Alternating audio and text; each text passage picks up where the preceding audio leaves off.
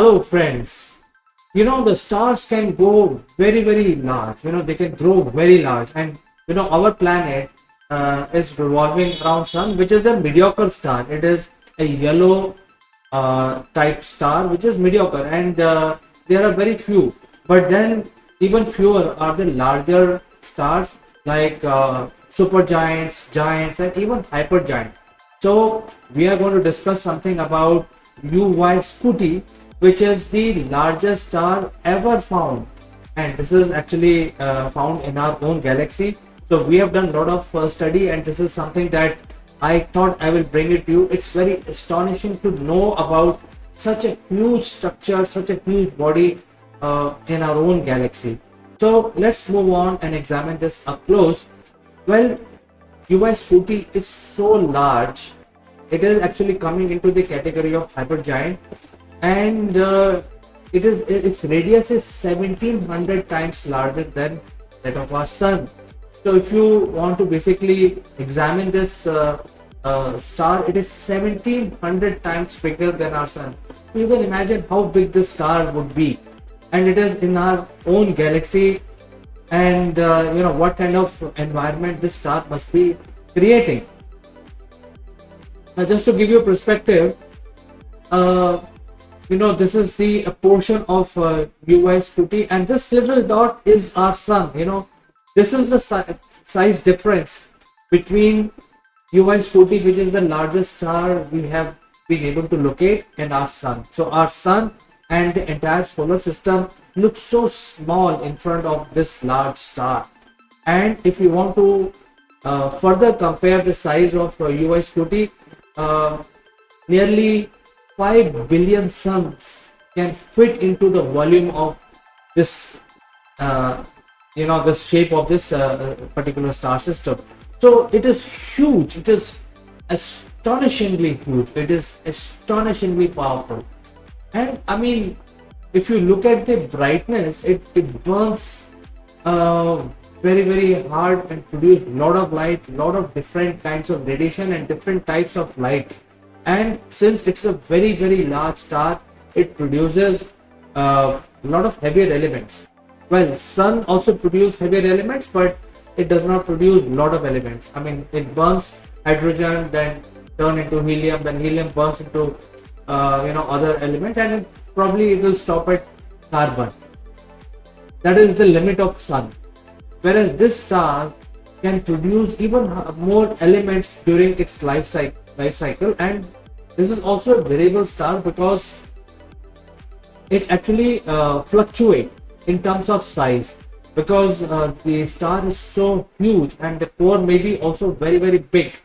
And because of that, sometimes it produces more energy, sometimes it produces less energy, and based on the amount of energy it produces, more kinetic energy is available, and that balances the gravity.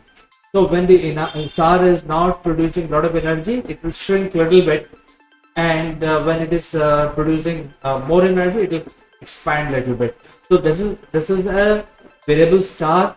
And we've also calculated that this variable has a frequency, and it is of 740 days, and it basically shrinks a little bit, and the shrinking will bring more intense reaction at the core, and because of this intense reaction, the gravity will basically be balanced. So this is a very peculiar characteristic of UY Scuti star system.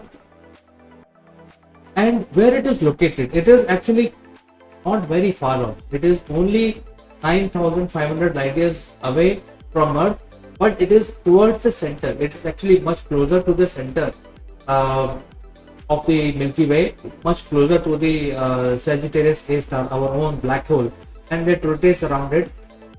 So it is not very far off from Earth, but it is quite far. I mean, it is far that it will not have any impact on Earth. So we can still use very sensitive instruments and see this large star and its effect on the surroundings. Well, in terms of its burning, because it burns very hard and it's very, very bright, and that is why it is hypergiant. It is falling into a category of hypergiant.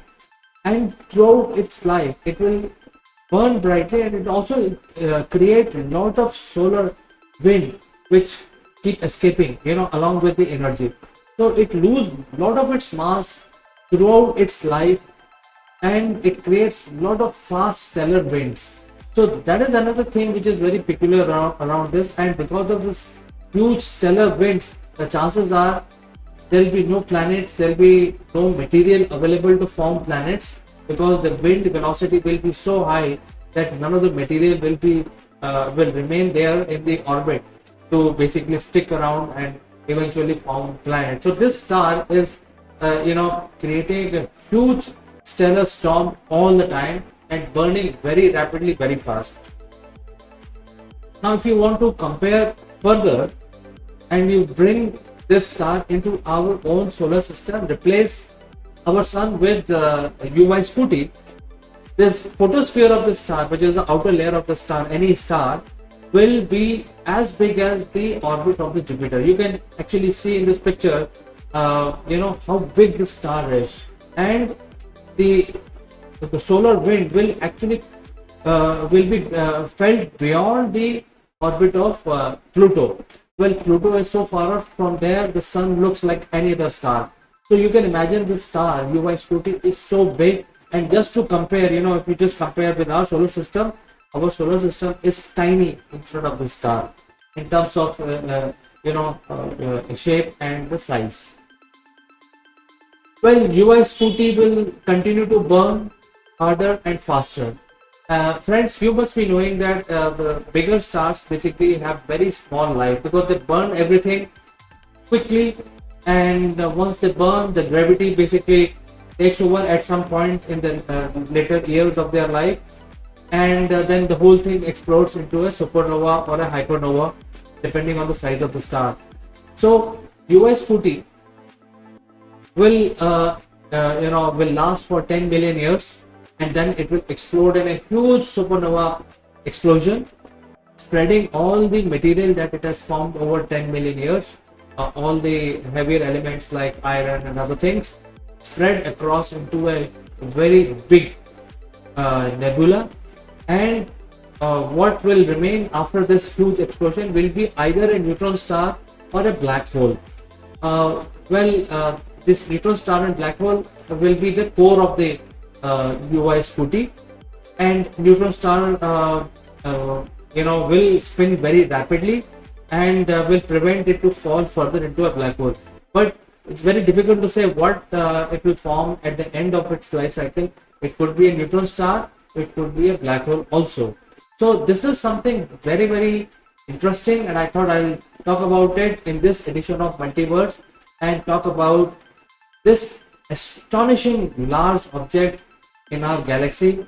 It is huge star, I mean, from all angles, from all characteristics in terms of material which is available, etc. It is mind-boggling.